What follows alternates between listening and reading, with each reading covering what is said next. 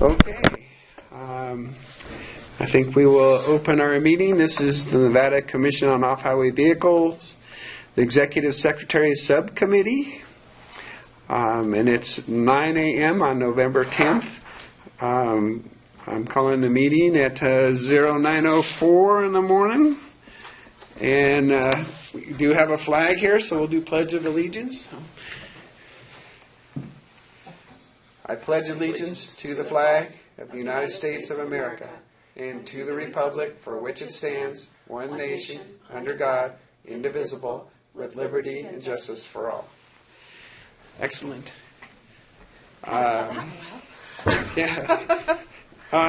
Roll call the commissioners. Commissioner Baker. Present. Commissioner Duro. Present. And Commissioner McKay. Present. So the entire subcommittee is present and accounted for. I'll open it to any public comment. Is there any public comment in your room there, Sue? No one from Vegas. Okay. Any public comment, Carson? Okay, no public comment. And no public comment on the telephone? I'm hearing none. All right. Meeting minutes.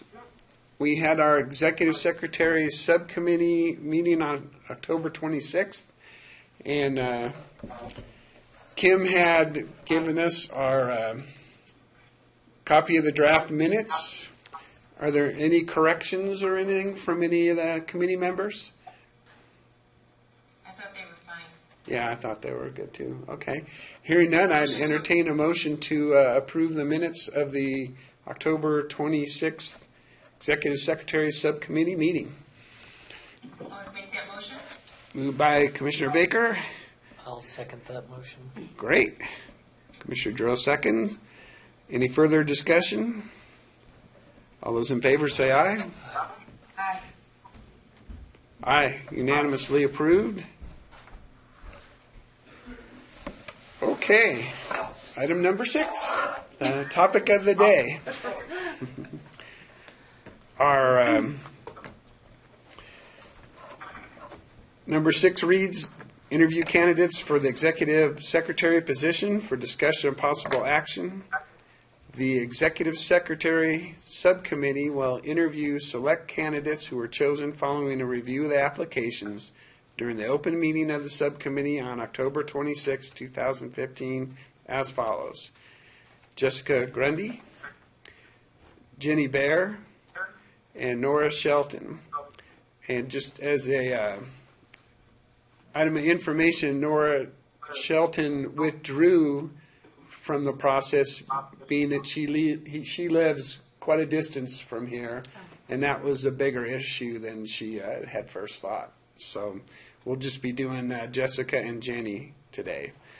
The subcommittee will then vote to select the top candidate for a hiring recommendation to the full commission. So, hearing that, I think I'll turn my phone off. I think that's my background noise right there.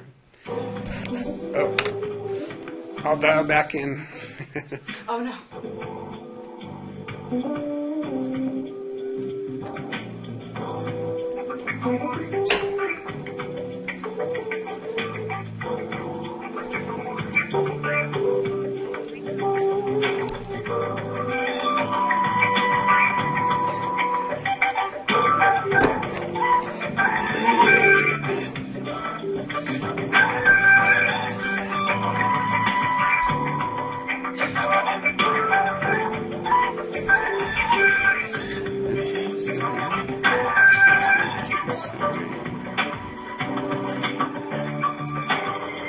I'll have to do this again here.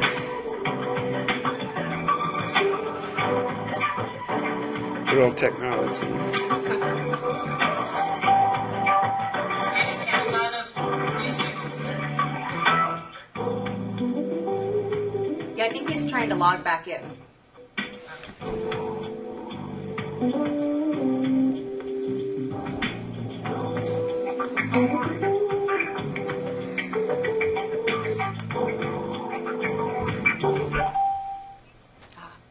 I'm back online here. So. There we go. Sorry about that. All right, it was going so smooth. Probably give you a little brief recap of Sure. the role of this position. Okay. Our commission, all volunteers, they serve various segments of the OHV population in the state. We have a local government rep who is Sue Baker. Okay.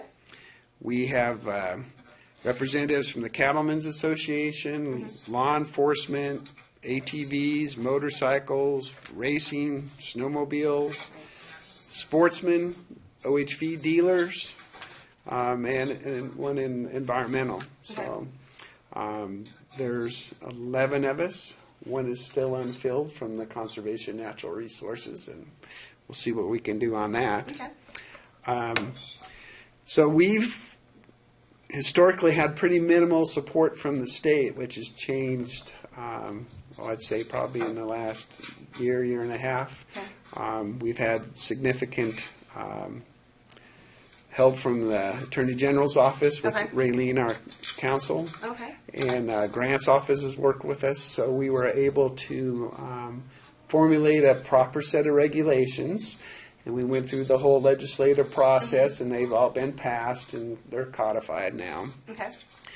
Also working with the Grants office, we're able to do a good grant application guide that complied with state and federal requirements, which was another improvement.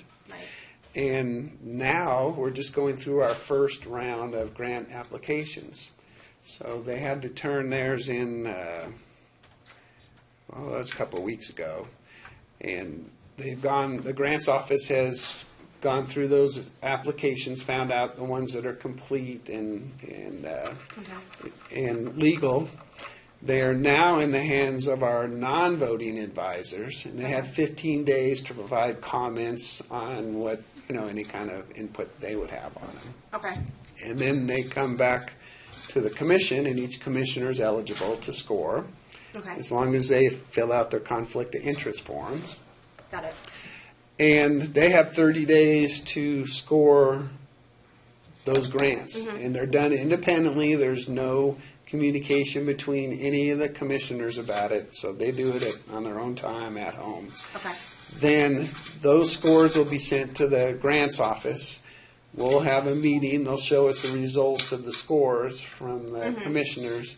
Okay. And then the commissioners have the ability to fund, not fund, or decide on a different level of funding for these grant applications. Got it. And after that decision's made, there's a 10-day period where any person thinks that they have been mistreated or wronged.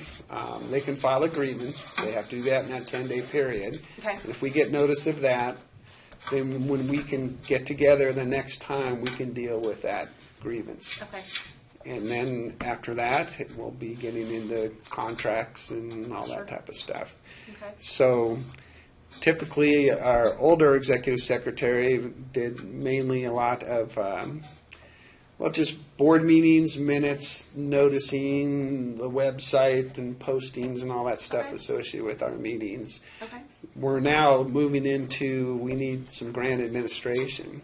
Right.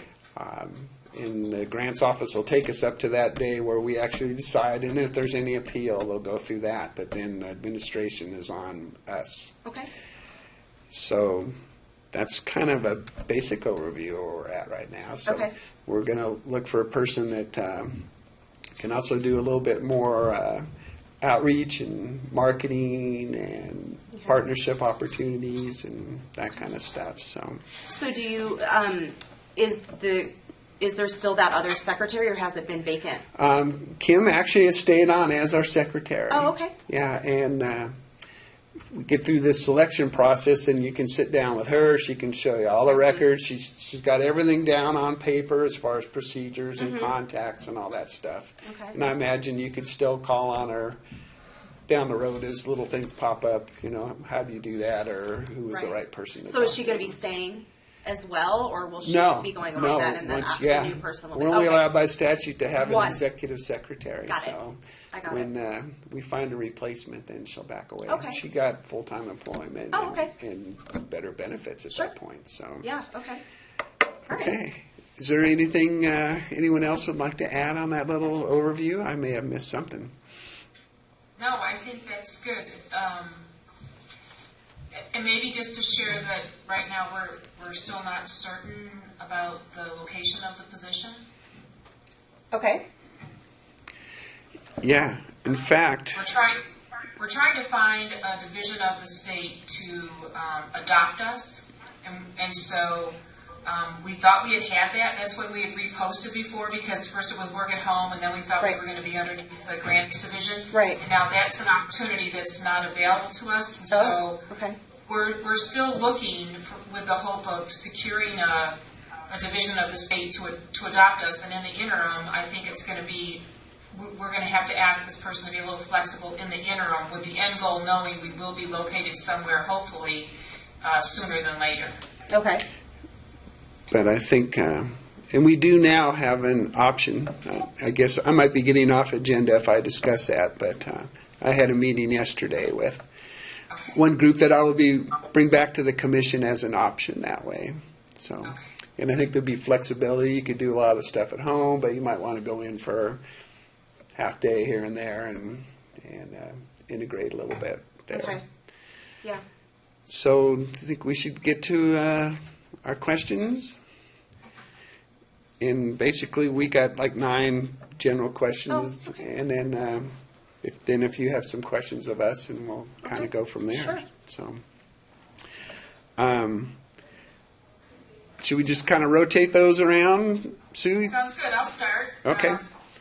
Jessica, could you share with us what, if anything, you know about the Nevada Off-Highway Commission?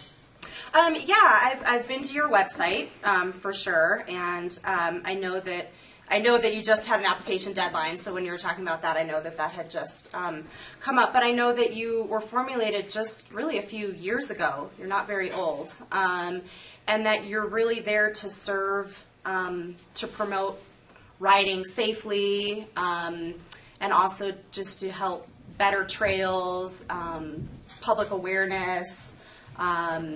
It obviously encourages tourism and keeps money here, and also I think protecting the land and what's around it as well. So I know that the money, certain percentage gets divided up and goes to different areas in order to help fund those things and keep things going. So Perfect. Thank you. yeah. I think just maybe as a procedure, should we just like go 1 to 10 on each question or something here for a scoring purpose, or do we just come to a general conclusion one's more qualified than the other? Might be better if we score it, I suppose. What do you think? Okay. However you decide to do it. I think we might be on better basis if we. But I don't think it's necessary to Okay. announce, okay, Okay. I'm giving you a 5, I'm giving, Okay. At the end, when you deliberate. Right. I mean, if that's how you choose to do it. That might be smarter, more practical. Okay, very well. I'll take the second question there. Can you share with us your understanding of the Nevada open meeting law? Well, yeah, I worked for the Nevada Commission on Tourism and also the Nevada Division of State Lands. So I do have, even though I wasn't the executive assistant in the tourism field, I was involved in the meetings, and I know that there is a definite procedure for meetings. So I know that there's timelines and deadlines. Commissioners have to receive information. I think I don't know if it's based on each commission or whatnot, but I know that there's a deadline that they have to receive information by. It has to be publicly posted everywhere because it is a public meeting after all. So I do know a little bit about how that works. I haven't done it myself per se, but I've been involved in the process. So And I know that it's open to anyone. So like you just did earlier in the meeting, anyone can come in for public comment and all that stuff. And meetings are all recorded and minutes taken. So. Okay. Michael? Do you have experience preparing agendas and taking and documenting meeting minutes? Tell us what organizations or groups you have done this for and any challenges you have faced. I don't know if I've really faced any challenges in doing so, but yes, I've always kind of worked in an administrative capacity. So with that being said, there's always been a component of creating agendas and taking minutes at meetings. So, I'm aware of the process and how to go about doing it. And it's something I've done a lot in the past. So, I'm not really sure what else you're looking for. Do you want me to elaborate a little bit more, or? Well, I think you answered the question. If you have experience preparing agendas and stuff, so. Yeah, I'm not sure what specifically to get into regarding it, but yeah, I've had lots of experience for doing agendas, pretty much for most of the places that I've worked. So. Okay. Okay, question number 4. Please describe your experience with social media and websites. Additionally, describe your experience with public outreach, education, and or working with a marketing firm to get a certain message out to the public. Sure. My degree, I graduated from the University of Nevada, Reno, and my degree is in speech communications, minor in journalism. I was actually more journalism focused. So along with having an assistant background, I've been in the marketing communications field. So I've worked for the Reno Sparks Convention and Visitors Authority, and I worked for the marketing department there. And actually there I did a lot with, I did some work in the past of posting events. I kind of was in charge of getting all the events posted to the calendar, and we were doing, this is a long time ago now, but we were doing like mobile updates that people could get mobile updates on their cell phones. So I was responsible for sending out those messages. So like today, a day like today is perfect. We got snow, so we would send out a message. Snowing in Reno, come on, come ski, those types of things. So I definitely have a marketing background for sure. And then I kind of continued that a little bit with the Division of Tourism, because they were both tourism fields. So, and I've also, with the Division of Tourism, which it's now called, it used to be the Commission of Tourism, it's now the Division of Tourism, I worked for them on a 6-month contract a while back, and I just solely helped them with the Nevada State Visitors Guide, the Golf Guide, all the different guides that they had. So I have a really strong writing background, so I did a lot of writing for them and items that went up onto the website. This was years ago as well, so content has changed over the years. But I was able to do a lot of writing for them, like I said, for their website as well as for the visitors guides. So I do have a pretty good marketing background. Currently I just in my own personal life, I use social media. I haven't been on Twitter though, I must say. I haven't been on Twitter, but Facebook, and I think I'm savvy enough as far as the internet goes, and messaging and everything. So Very good, thank you. yeah, Excellent, all right. yeah, The position is slated for 20 hours a week, okay, which will include some office work as well as attendance at our regular scheduled meetings, okay. which occur during dates, times to accommodate the majority of the commission. Sure. Will your life situation support that flexible schedule? Yeah, absolutely. I'm a stay-at-home mom. So I did leave my job with Lance a couple months ago, and I kind of talked with Sue a little bit about how, I'm a mom, and it's just been kind of disappointing to me how you can't, there's not more flexibility. And so when this position popped up, I was really, really excited, because it would give me the best of both worlds. It would allow me to work and use my skills, but it would also allow me to be a mom, be able to drop my son off at school and pick him up at the end of the day. And that's super important to me. So absolutely, yes. Okay. Okay, the next question is, describe a situation where you had to take adverse action against an individual or an organization because of their lack of compliance with established guidelines or regulations. What difficulties did you face? And looking back on the situation, what guidelines would you develop to communicate expectations and ensure compliance?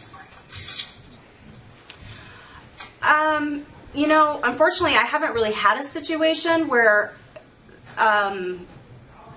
I've worked with someone that wasn't being compliant. I've dealt with situations in the office where, people aren't getting along or things like that, but not a compliance issue as far as work, as it pertains to work and getting work done, I guess. So it's more directed towards, like, with the grant oversight and the rules that they must follow. Oh, okay. If they're not going along with that, and we would need to revoke the funding or have harder oversight to continue the funding, and how you would deal with that situation. When I worked for the Nevada Division of Tourism, I was part of the sales and industry department, and that department also handled the rural programs. And so they allocated a certain amount of money to rural programs twice a year, and there were two different types that they would do. While I wasn't directly involved in deciding the allocation of money or things like that, I did sit along and kind of watch the process and see how the person that did decide those funds, how they went about it, and looking at past allocation of grant money to them and needs. So I did have some experience in, well, I personally didn't do it, but I did have experience in watching how it all worked. And as far as not being in compliance, they would send those back and ask them to redo whatever wasn't compliant or whatever wasn't working. And I believe they had a chance then to resubmit. But unfortunately, I haven't personally been involved in that process. So where I've had to make the actual decision. I guess just to finalize that question then. Sure. If we did fund an organization, Okay, and they said they were going to spend the money specifically with doing A, B, and C, okay, and in your oversight of that grant realized that they didn't, okay, would you feel comfortable correcting them and making sure that they do it right, or we don't fund them, and having that dialogue with them? Sure, absolutely. No, absolutely. Obviously, I'd have to know our procedure for that, and I would follow that to a T. Whatever it is that the commission has decided is the appropriate course of action, I would definitely follow through with that. Okay. Thank you. Yeah. State statute requires us to account for specific spending categories for grant management. Please describe your experience with managing multiple financial accounts. Have you ever participated in a financial audit? I've been through an audit, but I haven't participated in one. As far as, what do you mean as far as participated in one? Been directly involved in doing one, or? Yeah, like if you worked for, say, a whatever program in the past, and that program was audited. Yeah, I've been through an audit with a company in Reno, and I came kind of at the tail end of an audit at the Division of Tourism as well. But as far as financial responsibility, yes. When I was with State Lands, a big majority of my job was budget work, so tracking our entire budget, making sure it was balanced all the time. I was basically solely responsible for paying all of our bills. We also brought in money as well, because with State Lands, people would pay us for their their peers and docs and all of that stuff. So yeah, I had a really big responsibility there with finances. But then I also did deal with, on the Tahoe resource team side, there was a grant program, and that was the license plate program. So all the Fund to Protect Lake Tahoe license plates that are out there, we were given money for that to then have a grant program. So people would apply to us for grants for land use and things like that. And it was really my responsibility to, once the request for reimbursement came in, that was my job. So it was my job to look at the outlay reports that described everything, every last cent of what they were spending and how they were spending it. It was my job to run the tape on all that to make sure their math was correct. And it was my job to really make sure that they had all the correct backup and documentation provided for that as well. So that was a big part of my job there too. So Excellent. yeah. Excellent. All institutions and organizations are governed by policies, procedures, and regulations to maintain standards and ensure compliance with the mandated requirements. Can you describe a time in which you had to understand, analyze, and maintain standards in order to comply with a policy, guideline, or regulation?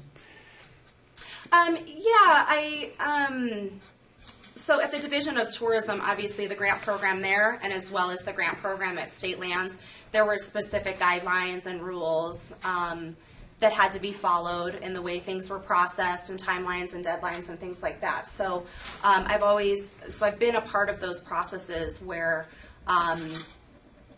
there's rules and regulations and things that have to be compliant, and I've had to review those as well and make sure that they were in compliance, just making sure they were following along the rules of the grant program or whatever it may have been in order to keep it going and moving forward. Okay. The last question that we have for Sure. you is, after hearing a little bit of an overview of what we do Uh-huh. and what we're looking for, Yes. 20-hour-a-week position and some specific tasks, and then some goals that in your downtime you could be, working on some of the things we want to achieve. Sure. Are you still interested in this position? And if so, why?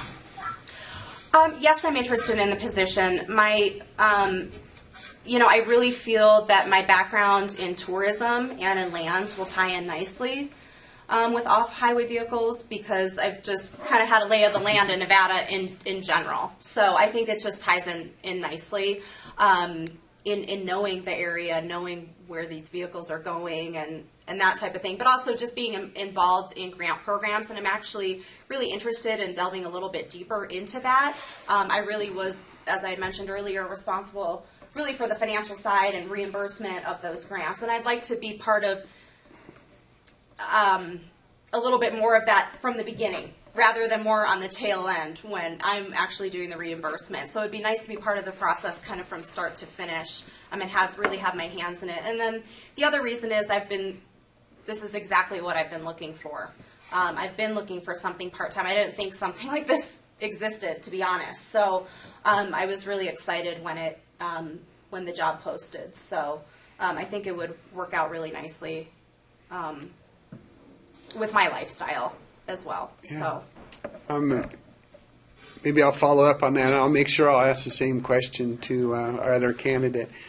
There was a salary range in there. We originally thought that our executive secretary was an independent contractor. Well, we've had an opinion that they're a state employee. okay. So, now this has a better benefit package as far as PERS and health insurance and the Okay. other stuff. And you'll also have access to state training in areas at no cost, too, which is an advantage. Yeah, and Sue had mentioned that. I thought that was nice to have. And I was just hoping we could have some flexibility in that salary range. Okay.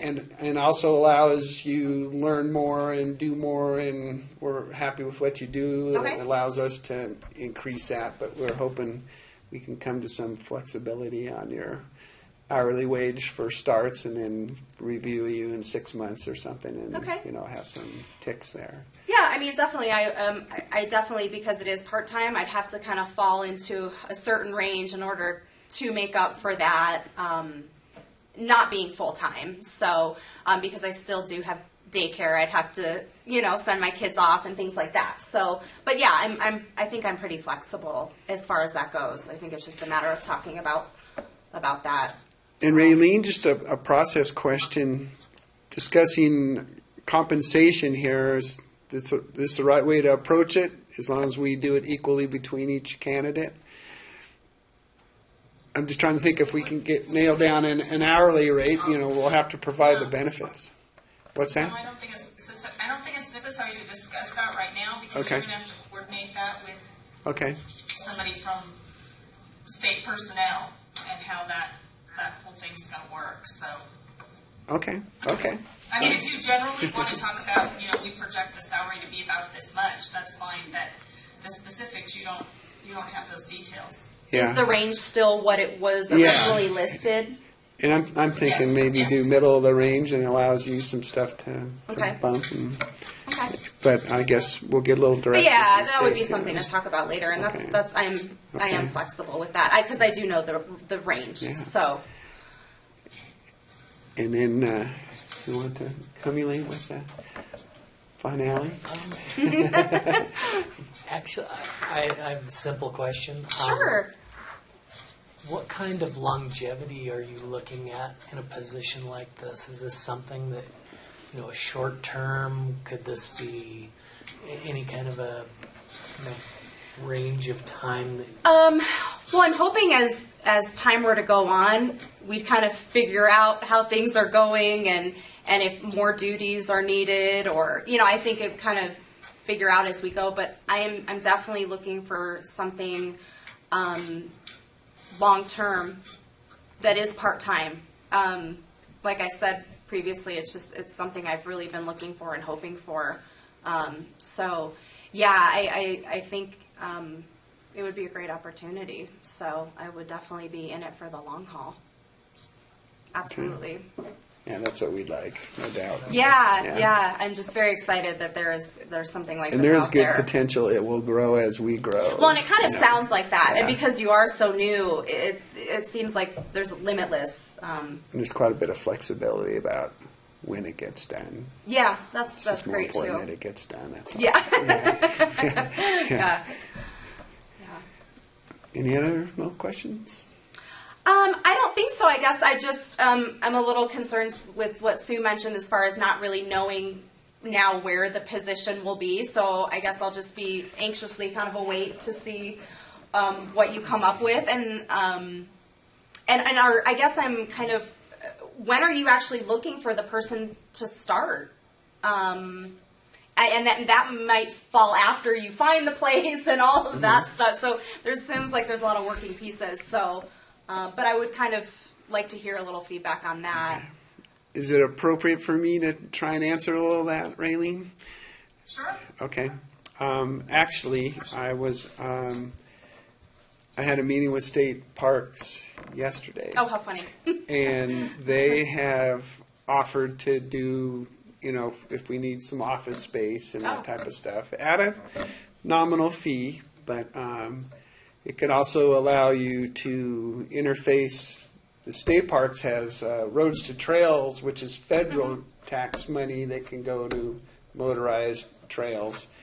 And we spoke extensively about trying to coordinate our processes better with timelines and education and assistance to groups on what you need to apply for grants, what kind of stuff they're looking for, and try and get our timelines in sync. So that possibility exists, and that was with a discussion we had with the director of administration, and he had talked to several agencies, and we're still kind of steering it. It's not a formal host agency, but it's an opportunity for us to coordinate with each other and then see down the road whether that gets more formal. They're not going to tell us what to do with our stuff. Got it. We're not going to tell them.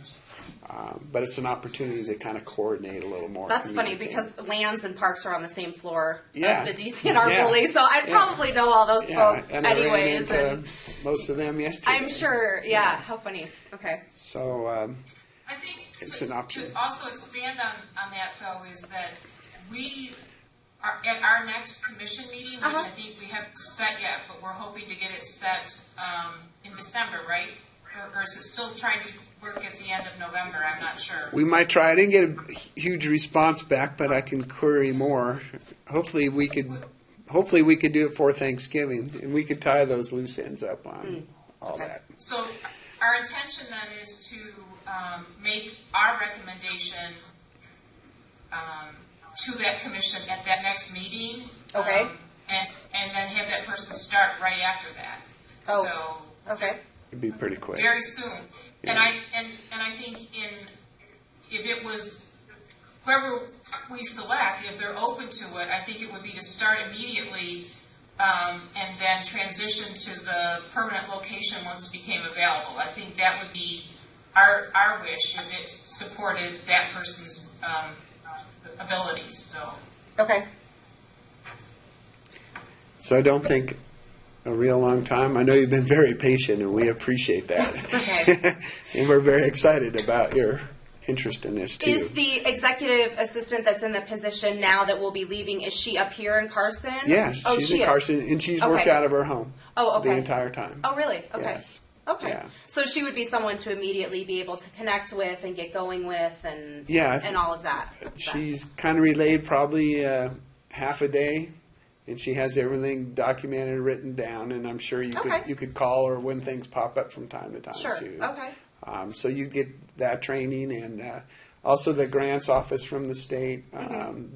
They said they're quite willing to sit you down and show you how they do their stuff. Right. And again, you're available to take training from other state agencies on anything pertinent to your job. Okay. At no cost. Which Sure. I've taken a few. Michael's taken a couple.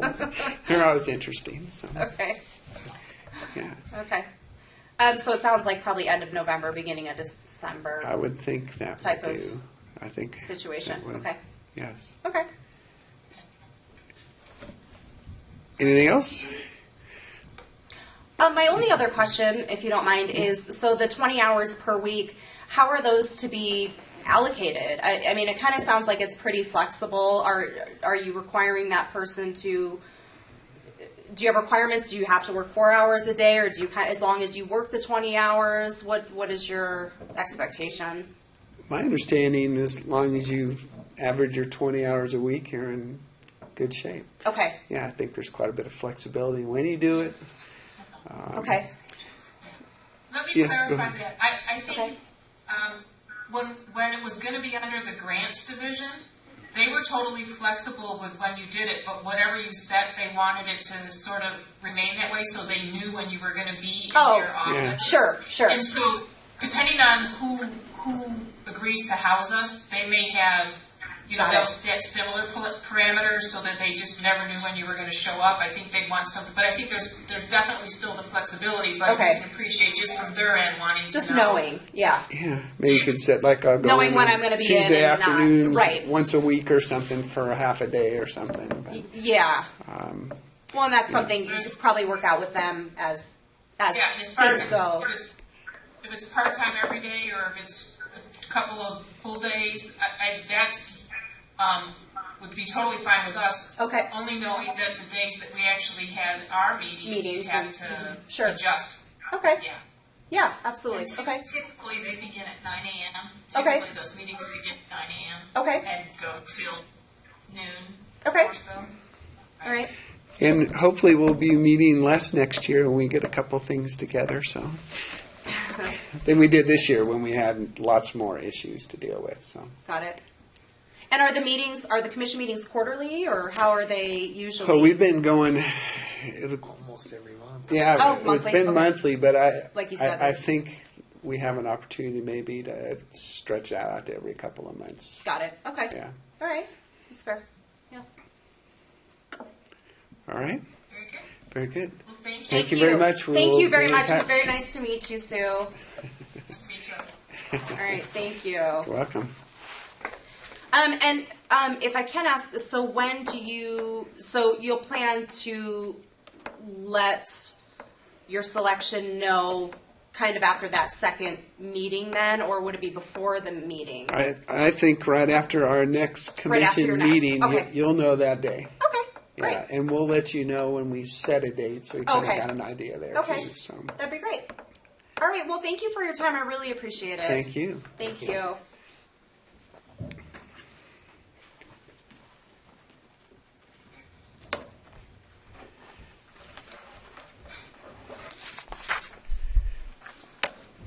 I'll go see if Jeannie's at the house. Have a great rest of your day. It's nice to meet all of you. Nice to meet you. Thank too. you. Take care. Put on your pants. Is it a feather from? Hello. I didn't know you had a down jacket. I'll go outside and see if Jenny's here.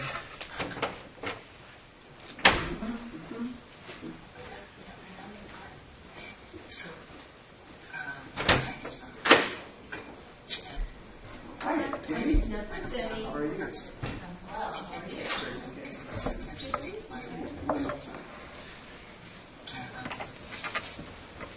Come on, maybe you just sit right here, and then your camera will get you for.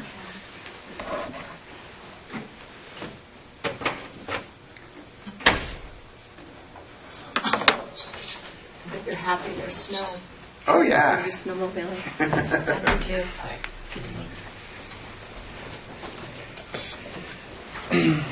Where do I look to see? I mean, up in there. Actually, you're right on the camera there too, so Hi, Sue. we can all. And someone else is there too. This is our Commission Executive Secretary Subcommittee, and my name's Greg McKay, and this is Michael Giroux, and Sue Baker is in Las Vegas, and Raylene Palmer is also in Las Vegas, and she's our Attorney General representative. So thanks for coming. And, may we just start the interview with a little recap of the role of the position there.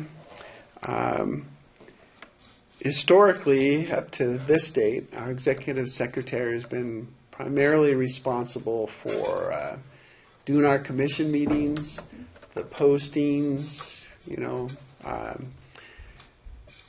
also monitoring our website, fielding questions and inquiries from the public, posting to our website, information we need to get out. But this year, we've gone through the legislative process and just formulated a set of regulations that allows us to legally disperse the funds. So we went through the whole legislative process, and that's all gotten approved.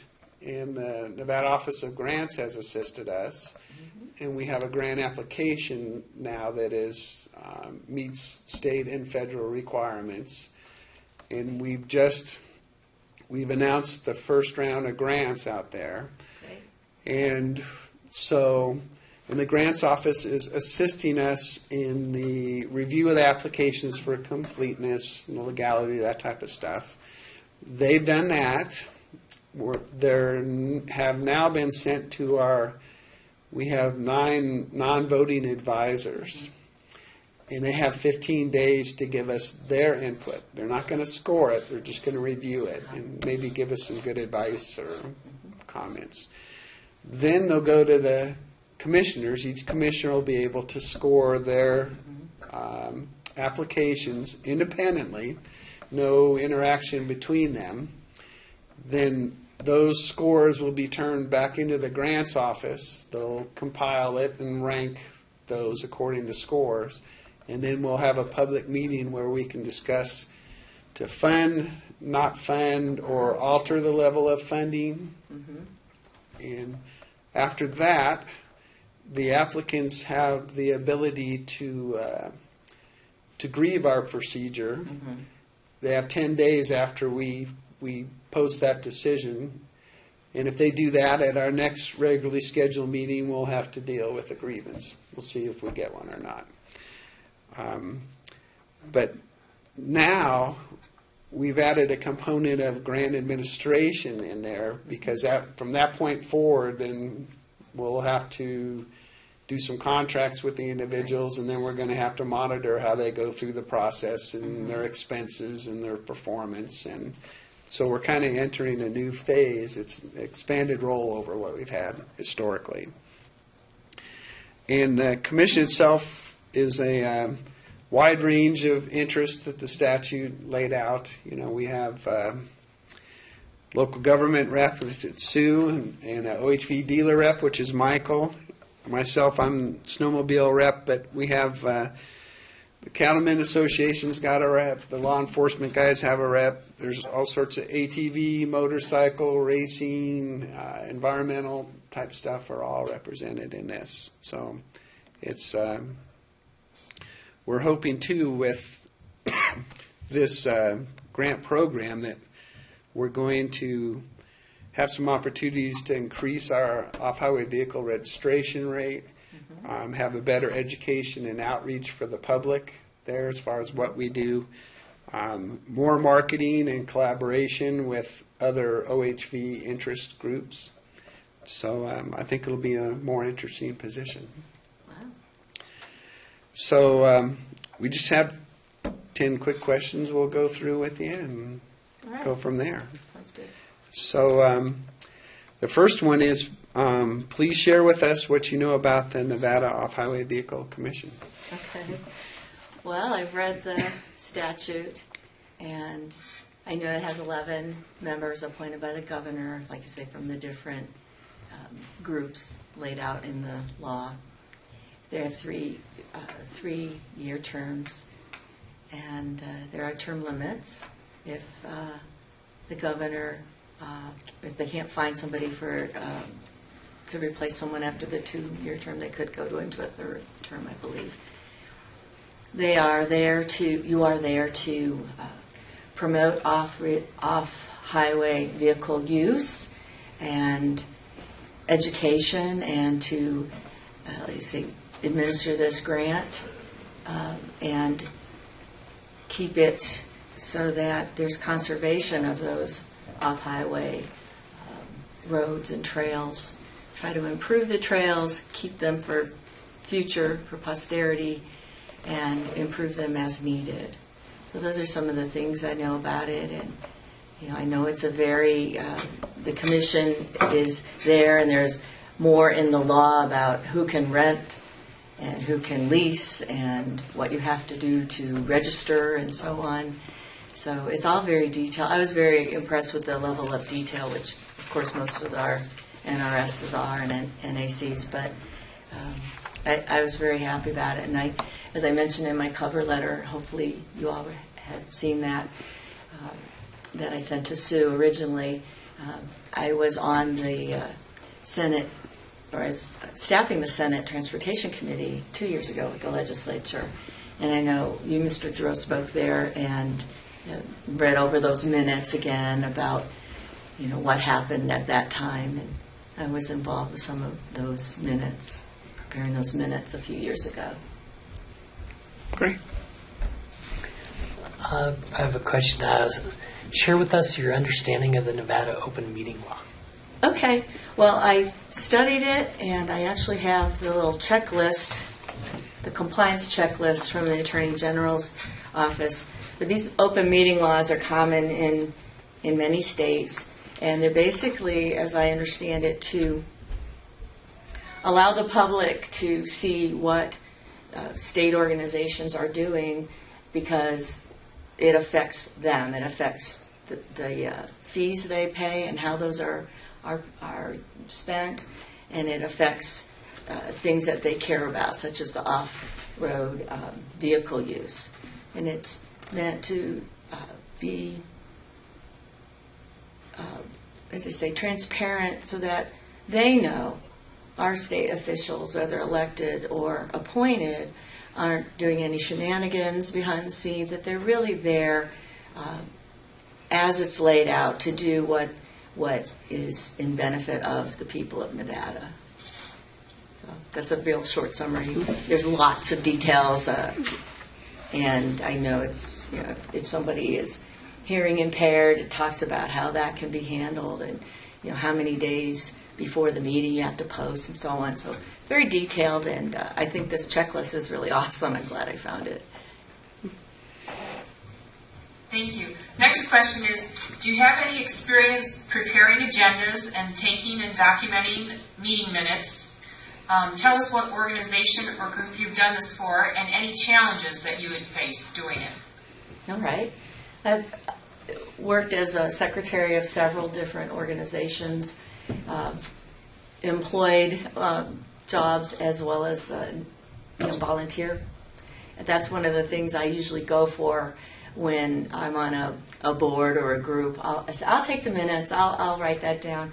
One reason is I like to write. Another reason is I find that in doing that, I learn more about everything that's going on, and I'm then sort of a point person for, oh yeah, what was said last time, or what did we really decide? And it's all in the minutes. I worked for 10 years with the Indiana Adult Literacy Coalition. That was a governor-appointed organization, and so I helped. I almost did all of the agenda preparation. Of course, I did consult with the president of the group, but I was, because it was my job, whereas the president and the others, they were doing it as appointed and volunteer people. I could stay on top of, oh, we didn't follow up on this one last time. This is another thing that has come up since the last meeting, and I was able to tell them these are all the things we need to put on this next agenda. And of course, keeping track of things that were tabled or we didn't get enough time to talk about. I've also, of course, worked with the state legislature and wrote minutes, had to record them and then transcribe them. And they have a very specific way of doing minutes, as you may know. It's almost verbatim, not quite, but it's pretty much, you'll listen to what the person said and write down the gist, cleaning up any grammatical errors and so on. Whereas with the Indiana Adult Literacy Coalition, I eventually evolved into a style of, discussion ensued about blah, blah, blah. These were the major points. But of course, everything has to be documented as far as what was up for a vote, who put it up, who seconded, and so on, and what the votes were, so that everybody knows, okay, this is where we're going, this is why we met, this is what we're going to do next. And then I've been on a homeowners association. I've been the secretary of that. Of course, there are lots of rules and regs regarding how those minutes are kept. And, just agendas are things that, it's pretty cut and dried. It could be old business, new business, things that you have to put at the beginning, such as is there a quorum? And so I'm very comfortable with that, and I'm sure I could do well here with all the following all the detailed rules for your open meetings. Excellent, thank you. Okay. Please describe your experience with social media and websites. Additionally, describe your experience with public outreach, education, and or working with a marketing firm to get a certain message out to the public. Okay. Well, the social media, I've learned as it's started to evolve more and more. I do some in my own private life, but at my last job with the American Med-Flight Air Ambulance Company, I did help post some things to our intranet, things that our employees needed to know, policies and checklists and so on. And I know that there are different ways to post and different programs. So whatever it is that you all use, I just probably need a little bit of training, show me how to do it, and I'm very confident and I could do that up to standards. And as far as public outreach, working with a marketing company, I haven't really done that, but I will say that one of the federal grants that I was in charge of when I worked at the Indiana Department of Education was called outreach grants. And the idea of those was to get services to underserved populations. So it could have been geographically underserved, or it could have been groups of people who tended not to get in the traditional adult education system, and including very rural parts of Indiana that really never got any of the bucks, as it were, compared to, your Bloomingtons, Lafayette, Indianapolis, Gary, where they had college towns or had a lot of population. These smaller rural areas always seem to get overlooked. And of course, adult literacy was one thing that could help people get out of poverty. So we worked on reaching out, as it were, to get those populations some services that they didn't have otherwise. The position is slated for 20 hours a week, which would include office work as well as attendance at our regular scheduled meetings, which occur during dates, times to accommodate the majority of the commission. Will your life situation support that flexible schedule? I like the life situation. Well, I know that coming into this interview that it is part-time, and it also mentioned in the job announcement that while there might be some flexibility in scheduling, that you would like to have sort of a common schedule, say Tuesday, Wednesday, Friday or something. And of course, with some once in a while differences, I suppose, for meetings that might get canceled or something that pops up. And so to answer it briefly, yes, I can do that. I'm able to come into this and be flexible enough and work around the schedule for the commissioners. We wanted to expand on that a little bit with some newer information in that we're trying to find, when we put this job announcement out there, it was our understanding we were going to have this person work in the Office of Grant Administration for oversight.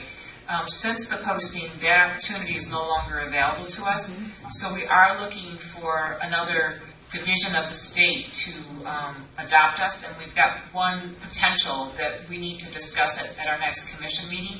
So I know when we spoke, you were excited about, you felt it was important to be in a working environment with other people for that social interaction as well as the ability to have their equipment in that.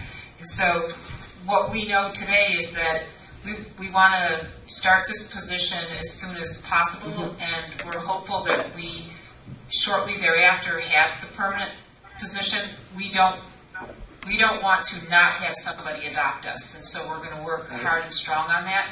But there might be an interim period where it would have to be on your own until that happens. So I just wanted to share that with you. Right, and since we spoke, I think it was last week, I've thought about it some more, and I thought, well, I do have all the required and necessary equipment, the computer, fax, phone, and so on, but I was thinking that to me sounded more like a contracted position, and I have to write parts of it off on my taxes or something like that, but I know this is a salaried position, and I thought, well, I could make it work in there, in the interim, as you say, and it's something I can do. So I wanted to reassure you that that's fine with me now, and I've talked it over with my husband because it's the same equipment he would use, but I would use it obviously 20 hours a week, and that would be for my employment.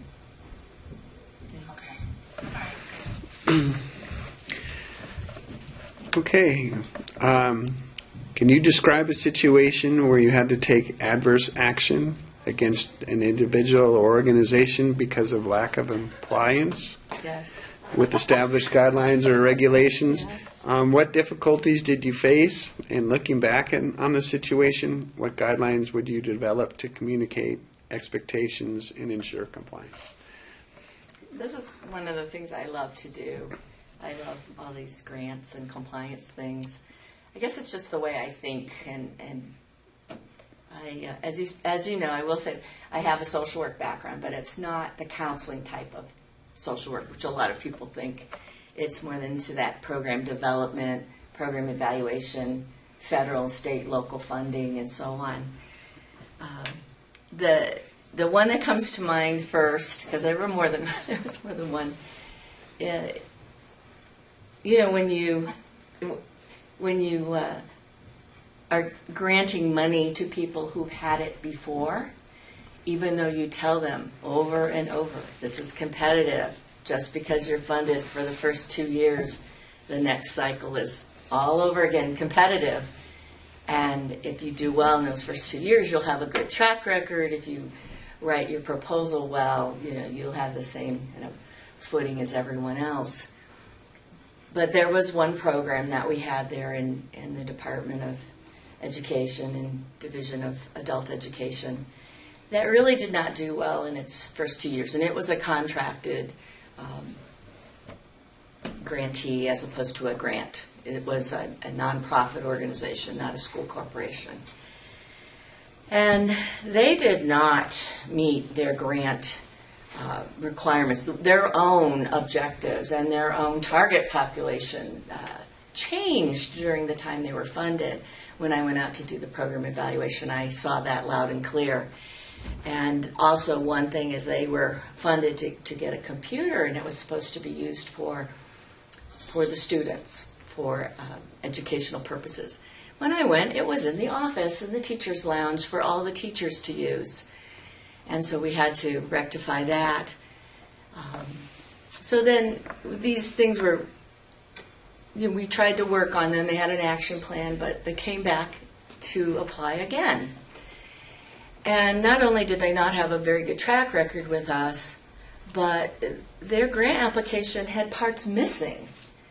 And it was not complete. And that, again, was one of the requirements that had been announced at the bidders conference and everybody knew. In order to compete, every section of the grant application had to be filled out with something so that the people who reviewed them could give them a score and judge them. And as you just mentioned earlier, decide on which ones were the best, which ones we wanted to fund to, you know, further our mission of outreach. So, of course, telling them that they didn't get funded you know, it was all put in a letter, and they received it. And of course, being a state agency, they also had a chance to file a grievance or an appeal. And no one had ever done that in the few years I had been there, but they were the first and the only, actually. And they were serving Hispanics. And they accused me of being racist and a few other things that were unpleasant. So we went to an administrative hearing. And it was a hearing with the attorney for the Department of Education, which somebody might have thought, oh, it was kind of stacked, you know. But I had to go in there without my supervisor. She stayed outside, and they asked me questions.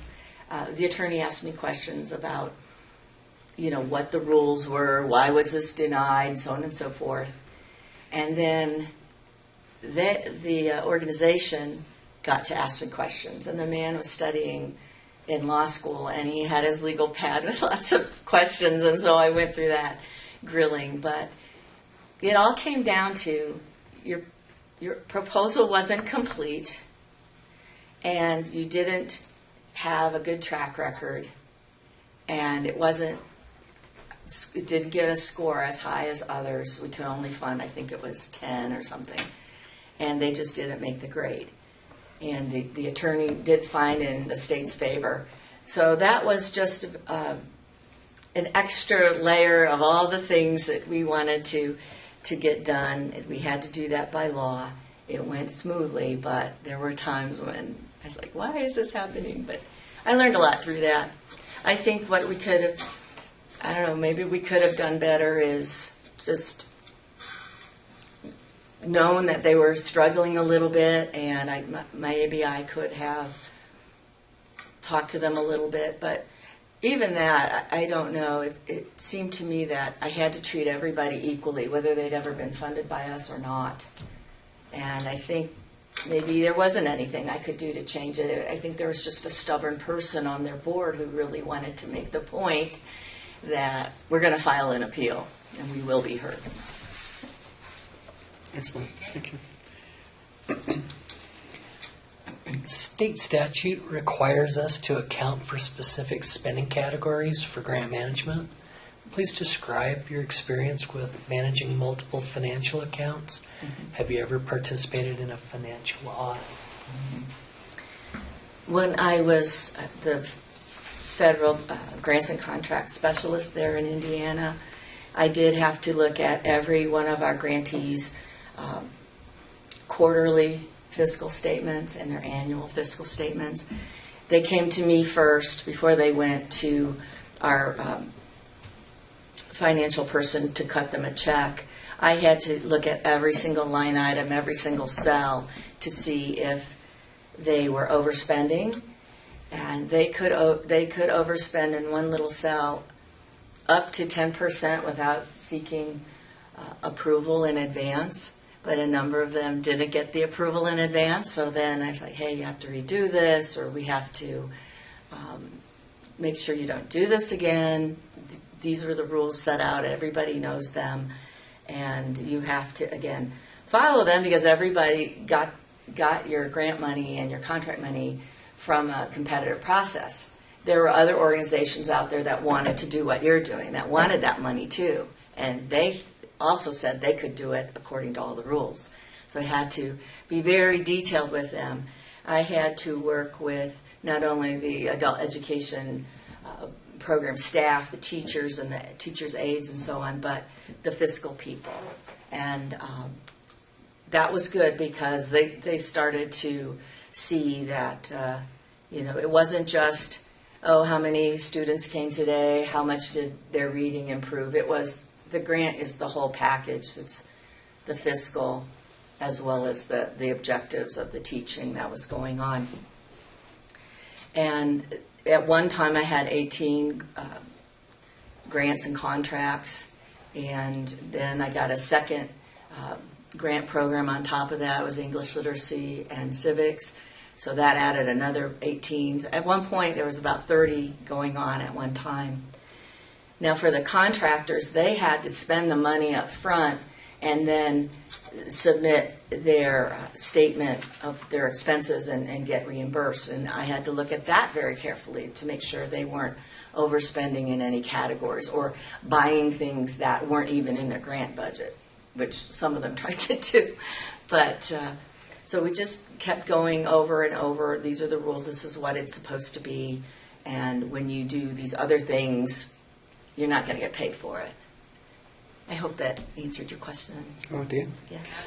Very good. Next question is, all institutions and organizations are governed by policies, procedures, and regulations to maintain standards and ensure compliance of mandated requirements.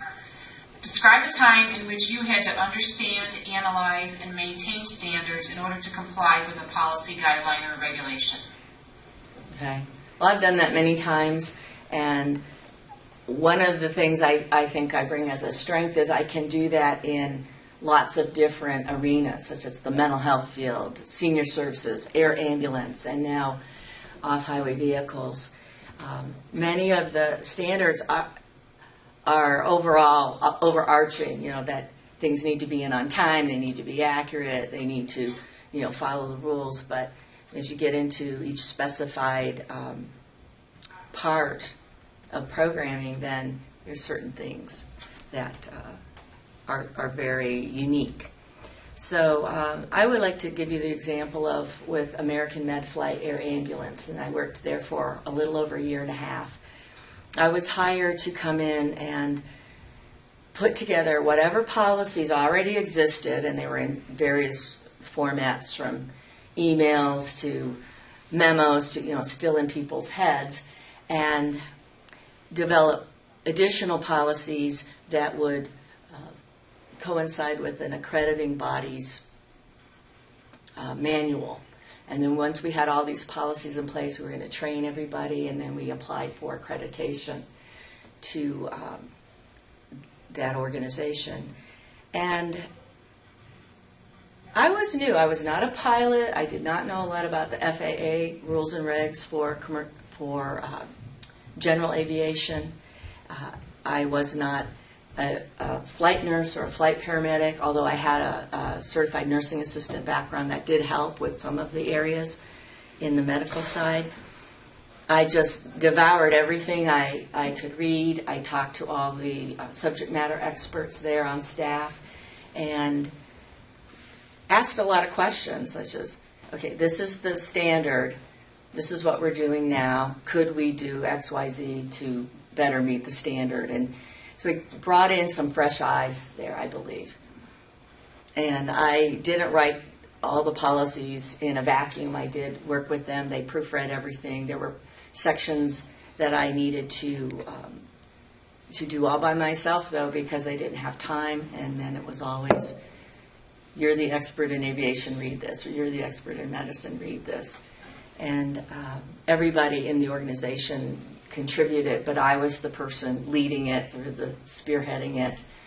And that was one of the most comprehensive times when I had to look at standards, performance measures, policies, and just get it so that it was all cohesive.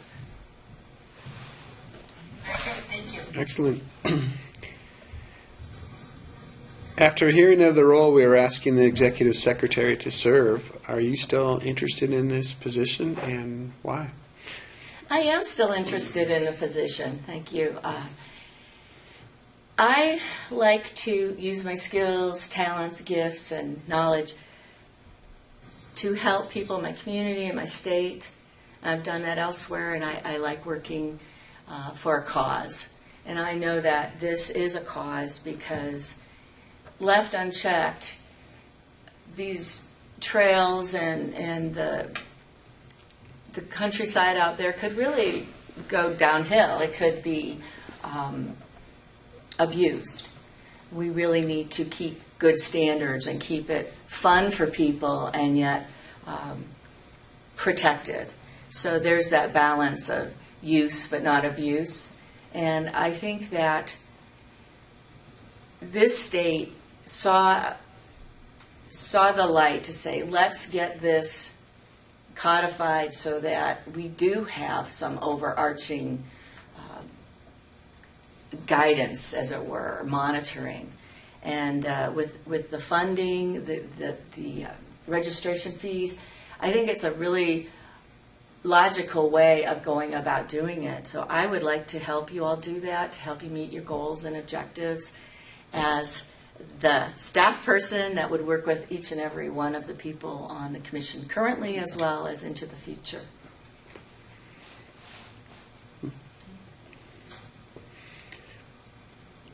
Michael, you got to ask your question.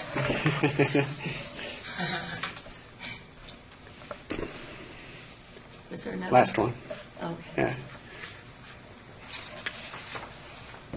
Do you have any questions of us? Yes, I do. Well done. And you've already answered one or two of them. I was wondering at what point the grant application is, and it sounds like it's already well into development, and it's coming very soon. So it sounds like the person who's hired for this position, and I hope it will be me, that will be one of the first things to do once the job begins, the job is offered and the person begins, is to work with the commissioners with all of those different applications. How many applications are there right now? 10. 10. Okay, that's very manageable, Yeah. I think, especially with a part-time position. You get hundreds and hundreds. It's going to be too much, perhaps, but that's great. Let's see. We have a couple of different things in that we already awarded money to law enforcement, and Okay. I don't think that was all reimbursable, and I don't know that anybody's gone forward and expended, so there's that's already out there that needs to be reimbursed, and then this position will be with us as we review in the public meeting, go over our scores and make the final award. Great, yeah. So they'll see from the front end what we've awarded, and then they'll go. We hope that they'll be the lead person in preparing the contracts and getting Right. them out there, and then overviewing as they come in. We also have some very near opportunities for hiring a marketing firm to help us, and so we would want Right. that person to oversee that, the connection with that award. So there's a lot of work to do at the front end, regardless of the timing of the award of the surrounding grants, actually. Right. The time management's a big thing. Do you have a preference for the 20 hours a week? Do you think it's better to say, like, oh, I'll do 3 days a week, or like 4 hours for 5 days a week? Because I am flexible, and I'd like to do what would benefit the group more than not. Have you had some in the past that have worked maybe 3 days in a row, or Actually, in the past, it's been very flexible. very flexible? According to their schedule, as long as the stuff gets done in a timely manner.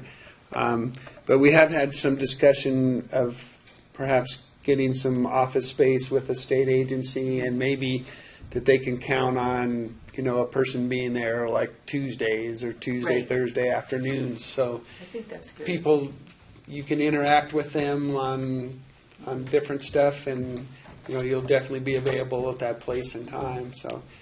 And I like that too, because then the public knows, okay, the hours you can call and talk to a human being as opposed to, a phone recording message. Yeah.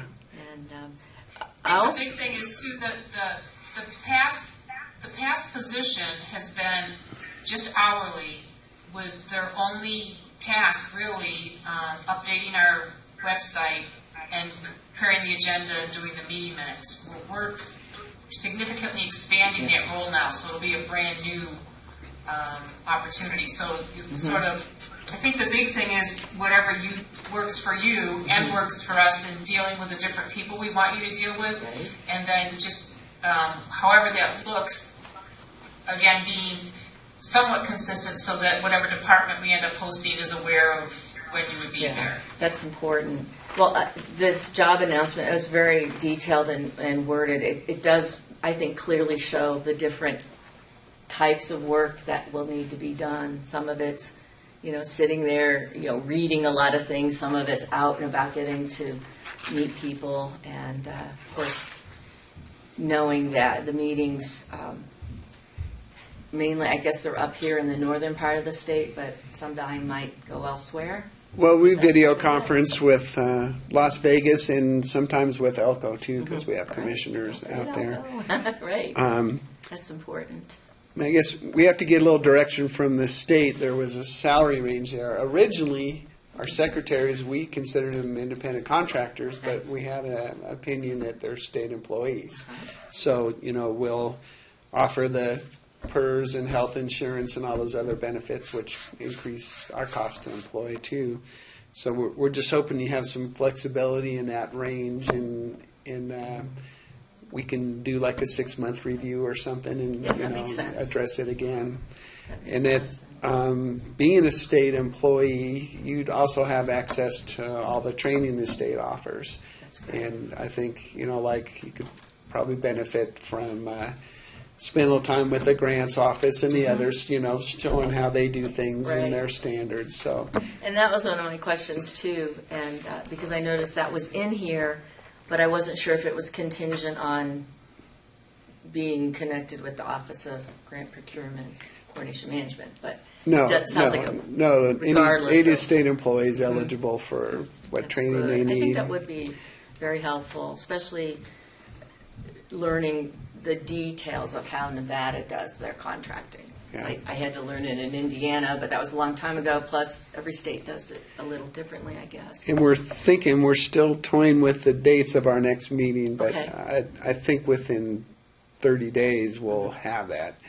We can let you know the date of that meeting, Oh, that'd be great. and we'd have a decision that day as far as that goes. And are they usually on Tuesdays? Usually Thursday seems to Thursdays? work pretty good for most people's schedules, and usually we're at 9 o'clock, and we probably get out of here lunch hour or something. Well, then Thursdays would, I'm sure, be one of the days.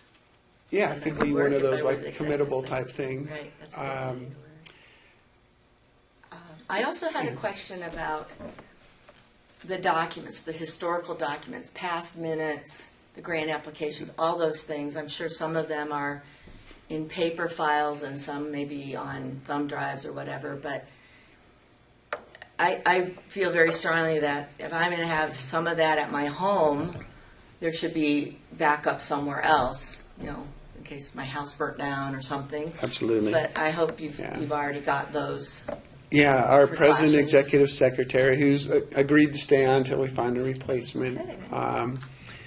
She has those files, and she would also be available, so she's got all the stuff she's done written down, so she could Good. outline that. And she lives locally, so I think from time to time you could say, well, how do you handle that? Or, Right. one of those things. I think she'd be available for that too. So she didn't think it'd be a super lengthy really great. orientation. I wondered about that, but I think that's really important because coming in new, I want to hit the ground running, and like if I have to struggle, like where's everything filed, who's got what, Yeah. so that's excellent, and to have her expertise. And I think one benefit if we did have an office space arrangement with there, that you could have a file cabinet that Right. you could lock and keep there, and we could have backup somewhere else too. But those records would be preserved. 'Cause Right. I'm sure that some interest in that activity. So Well, and that's great because I have been a state employee before, and I know that there's always a way you have to document when you come to work, when you leave work, if you're traveling, reimbursement for your car, or so on and so forth. So all those logistics are important, but I suppose then all those kinds of things would be handled. And you, as the president, Greg, would meet with me once in a while. oh yeah, we'd have pretty Talk close now and- communication, yeah, every week or so. and I'm sure Raylene also, our Yeah. Deputy Attorney General, and then if we had certain committee chairs or something also. But generally, most of the initial stuff goes through the chair, but there's plenty of little activities that other people are managing. Well, I look forward to working with everybody, meeting the people involved on the commission, as well as those who have submitted the grant applications, and getting to know the who's who. And again, I know I can do this kind of work. I've done these things before, and it's very transferable. And yet, this is a specific area that's new to me, but I know I can do it. Because one of the things that I'm good at is I love to read and learn new things about lots of things, and I am a quick learner, quick study, so I know I can, like I say, hit the ground running and move forward so nothing gets delayed for the commission. Excellent. One of the questions we forgot to ask is that some of the challenges we've had with a part-time position is that it appeals to a person at a certain point of their time, of their life, but then things change and they're looking for something a little bit more long-term. So could you sort of share with us from this position and how we've described it, how that might align with your short and long-term goals? For longevity purposes, so Right. just so that we know that you can't commit to anything, but what would you envision as far as I was looking for part-time work for only a little bit period of time, or Well, how that would look? I've applied for several different positions that are part-time. Because right now I am unemployed, and I want to get back into the grants management and these kinds of state level governmental, quasi-governmental organizations.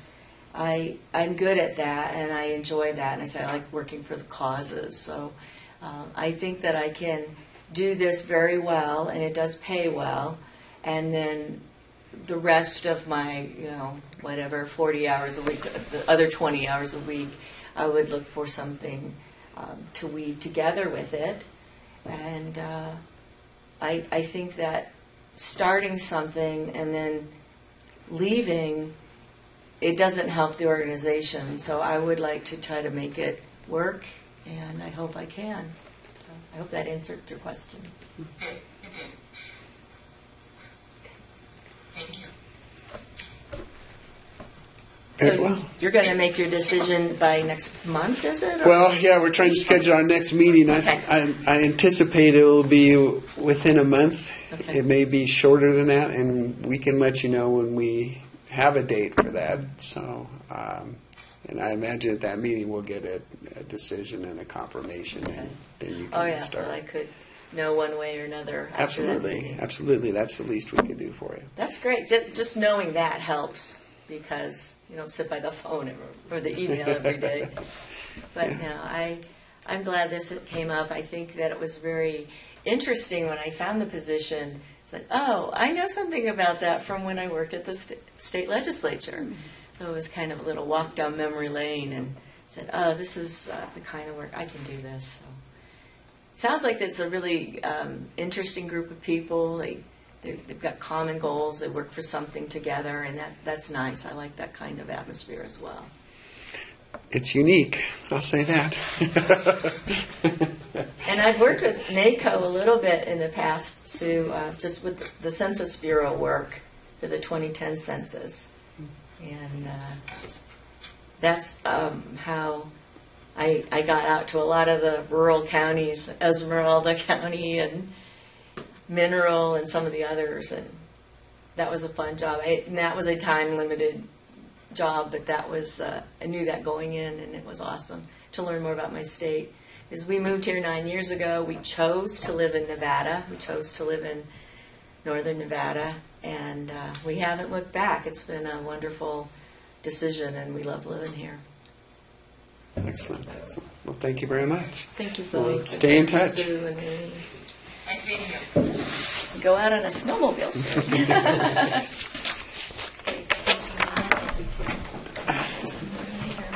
All right.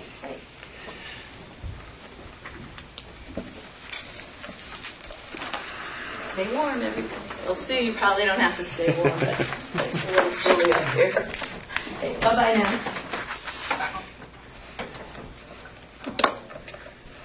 Well, okay. I think I'll listen to you guys and your impressions and what do you think of the two and why? I'll tell you, I think Jenny has more detailed experience with the grant oversight and the holding people accountable and the auditing.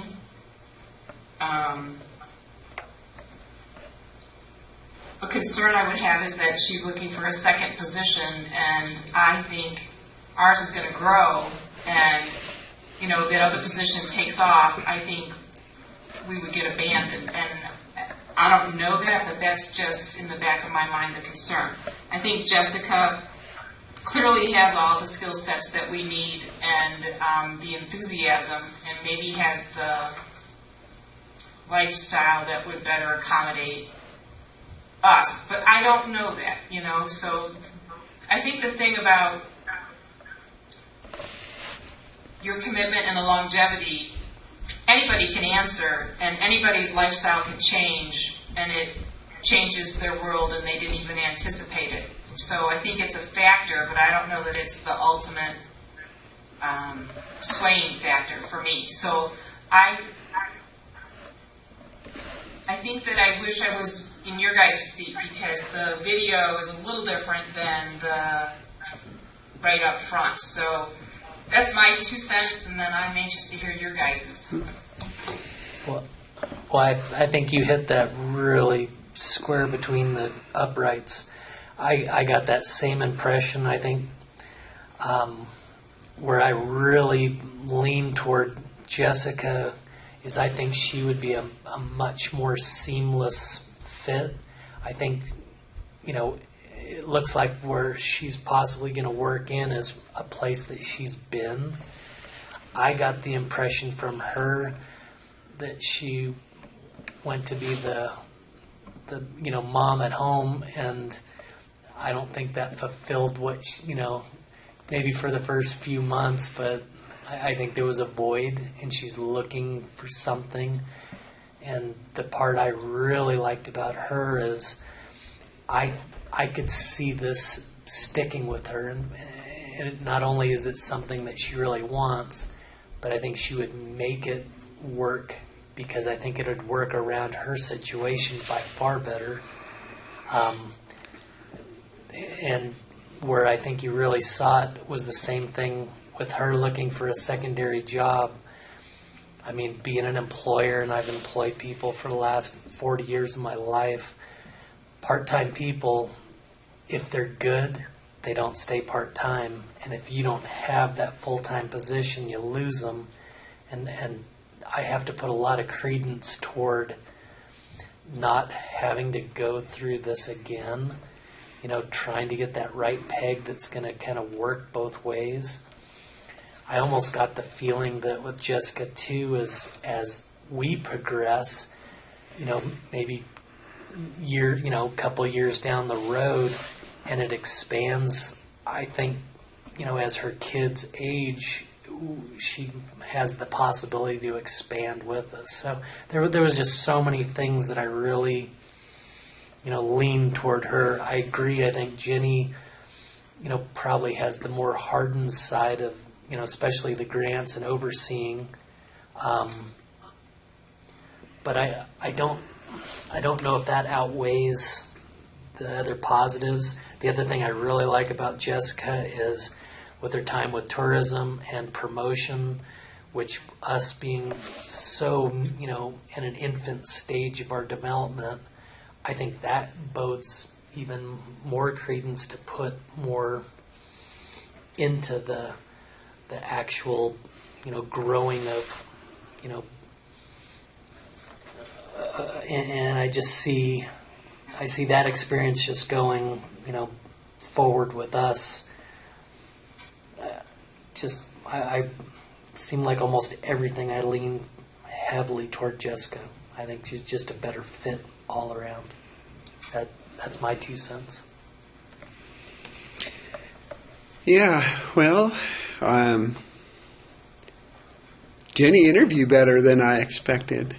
Like I said, I think a little more detail-oriented. She had good background and good answers as far as any kind of conflict resolution and experience. But again, with Jessica, I think she also had a good skill set with her previous state experience with tourisms and state lands, which is sitting right next to state parks over there.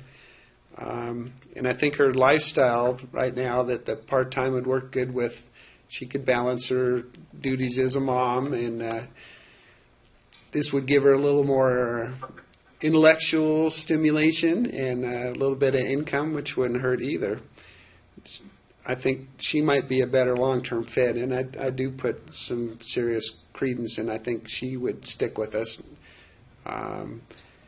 where Jenny might have another opportunity, and maybe not. And you never know; things could change any day. But I just thought, with her situation, she might be a longer-term employee.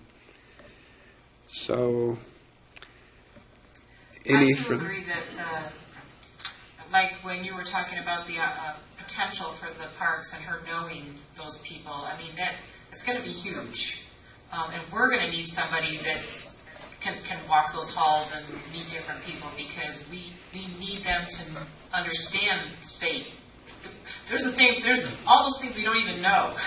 We expect them to stumble over them and help us from the state's rules with everything. So I do agree with you guys with regard to her history with the state, and knowing those people is a big thing, especially when we want to expand the outreach with tourism and that economic development component.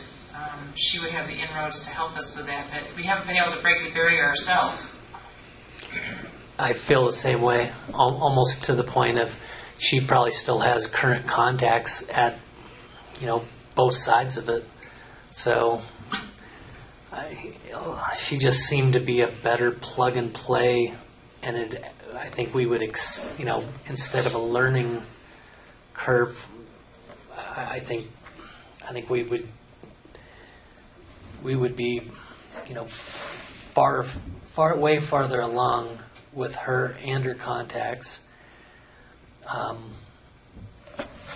And like I say, it didn't sound like she's been that far removed from the state. I really didn't see how long it's been that she's been out of it.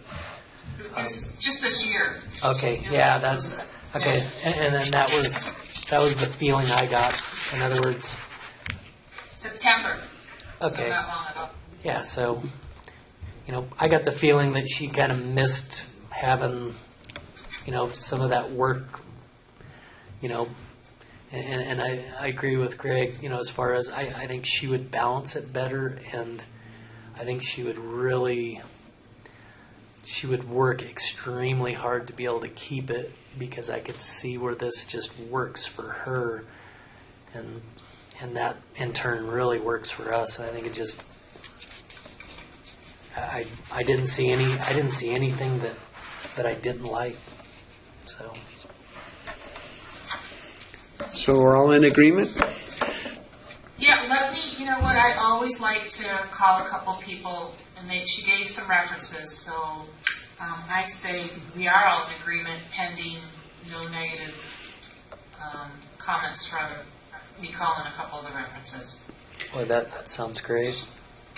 Yeah, and I guess we could always keep the door open if somehow we couldn't get Jessica to sign up and through, that we could rely on Jenny as an alternate. So that was going to be my question, is how you anticipated then, would you, with the full commission, you'll recommend Jessica with that Jenny is also a good choice in the event that, Jessica decides she doesn't want it or something doesn't pan out. There's probably a background check with the state. Is that how you anticipate doing it, is giving them like your first and second recommendation? I think it'd be smart, because Kim was our second recommendation for executive secretary when that other one pulled out after going to one commission meeting. Yeah, no, just to give us an option. Yeah, and I know with my companies, we have a tentative hire, but it still has to go through background. So, and I don't know what protocol we have in hiring a state employee, because I don't think we've actually done that yet. No, yeah. And I think, rely on Raylene for some guidance there. It's something that I would have to research. It's not anything that I'll call the HR lady that I dealt with. She's the one that helped with the salary and all that type of thing. I can ask her. Okay. I mean, we went through the process properly, so there's probably not going to reference check and a little background check. Other than that, I don't think there's any impediments to hiring her. So. Right. Sounds good. Excellent. All right. So we got to just work on that. The next full commission date. Yes, absolutely. I'm thinking that's time sensitive, and then actually, Sue, your Clark County Conservation District thing is somewhat time sensitive too. Yes. So I think I'll renew and give a couple dates in the next couple weeks. Early December being like the outside, so we can address both matters and move on. And it appears that we'll probably get our grant applications to us somewhere around the 20th or 21st of the month here. And then we have 30 days to review that, which is going to stick us 4 days before Christmas technically. So we'll probably have to do it right after the first of the year as far as our meeting goes, to deliberate on that. And so, excellent. I guess probably just to make sure, is there any public on the phone that would like to make any kind of public comment? I'm hearing none and there's none in Carson City, none in Las Vegas. We'll work on our next scheduled meeting. We'll get another round of emails out and try and nail down a date. And I suppose, is it fair to say, Sue, the Clark County Conservation, they need an answer from us pretty quickly too, I imagine, right? Not on the agenda. Yeah. We could adjourn. Well, I'm just thinking of timing wise. If we wanted to Yeah. do just the executive secretary thing, we could probably have a phone meeting with the commission and do it like probably real quick within, a week or 10 days. But if we wanted to address that other, then we probably have to have the whole bunch in front of us. You know what? I really didn't even think about that. Why don't we do both? Why don't we We could. do the quick phone call just for the secretary so we can get that person Okay. Okay. in play and Yeah. still hope for the end of November, beginning of December for the full commission. Okay. I Okay. think somebody better make sure of the state processes before you. Yeah, I will. I'll make those phone calls today. I've got some time. I don't have meetings till 1, so. Okay. Well, we'll wait to just get a little feedback from you, and then Yeah. we can schedule something. So, yes. Okay. Anything else? Shall we move to adjourn? I make a motion to adjourn. I second. Very well. All those in favor say aye. Aye. Aye. All right. Meeting's adjourned at 10:42 a.m. Thank you, everybody, for coming and participating today. I'm pretty excited about our new candidate. Thank you, Sue. Thank you. Thank you. Greg, can you stay on the line a